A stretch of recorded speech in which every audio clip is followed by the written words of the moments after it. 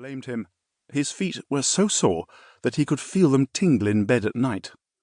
Also, he was an American, and Americans did not consider such behaviour particularly rude. Noteworthy items on the desk included, apart from the Palacio manager's feet, the daily newspaper and a folder containing the hotel guests' registration forms. The front page of the paper, Repubblica, declared, "The longest day of the year." It was true. It was already past 6 o'clock on the wall clock, but outside the sun was still shining bright. However, there was not a word in the paper about the refugees or the widely rumoured German invasion of Portugal. He had intended to look through the hotel registration forms before handing them in to the police, but simply didn't have the energy. He closed his eyes. In the darkness behind his eyelids, he heard sounds he otherwise seldom noticed, the hubbub on the other side of the walls of his office, footsteps on the floor above, the distant whistle of a train. A knock at the door startled him awake. He looked at his watch. It must be something urgent. It was only 6:30. He sat up in his chair, straightened his cuffs and collar, brushed the dandruff off his shoulders, and waited for the second knock. "Come in," he called out. It was Lino, the concierge. He walked in and briefly stated the problem. "Excuse me, sir, but the matter appears to be delicate. I'm afraid it requires your attention." Lino was an experienced member of staff, and if he had had the choice he most certainly would not have disturbed Mr. Black. But situations that only the manager could resolve, once rare, had become increasingly frequent of late. It was always the same story. Guests wanted to pay their bill in valuables instead of cash. And Mr. Black always had the same dilemma, whether to buy their jewellery, art and antiques at a price that suited him, or turn them away because they had no other way of paying. He did not need to ask any questions. He told the concierge to bring in the guest, and since Lino was already acquainted with the problem, he could stay and help out if there was a snag.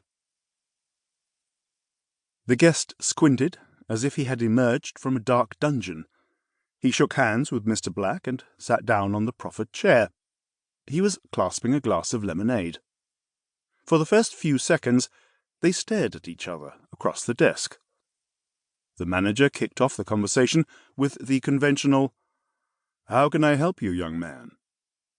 The guest, speaking fluent English with what sounded like an Afrikaans accent, briefly explained that he needed full room and board at the hotel for an indefinite period of time. "Are you travelling on your own?" the manager inquired. "Yes, on my own," the guest replied. He did not seem bothered by the indiscreet question. The manager thought it might be a good idea to check the guest's papers, and asked him for his travel document. He gleaned from the Belgian passport the following basic information. Name, Gabriel Franklin.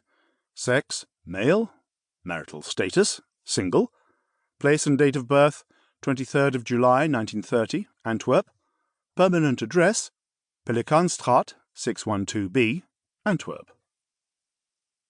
The proper Portuguese visa, issued in Bordeaux a few days earlier, was signed Mendes. The room had been booked in time. The only problem was that Master Franklin would be turning 10 in less than a month. Master Franklin was a child. A lost child. From afar, the boy's unusual clothes made him look older, but upon closer inspection you could see that he was a kid with freckles and a pug nose, who looked even younger than 10. His hair was as ragged as a haystack. In the afternoon sun it looked as if a hairy animal was nesting in it. Golden sidelocks framed his face. His clothing consisted of a white shirt and sombre black suit, long reckle and black broad-brimmed hat. His outfit looked entirely inappropriate for a boy his age to be wearing on a hot day in the 20th century. Had somebody dressed him à la mode and cut his hair, young Master Franklin would have looked like a perfectly nice little boy. This way, all he needed was a false beard to look like a child dressing up for carnival as a Ukrainian rabbi. The next question was painful but necessary.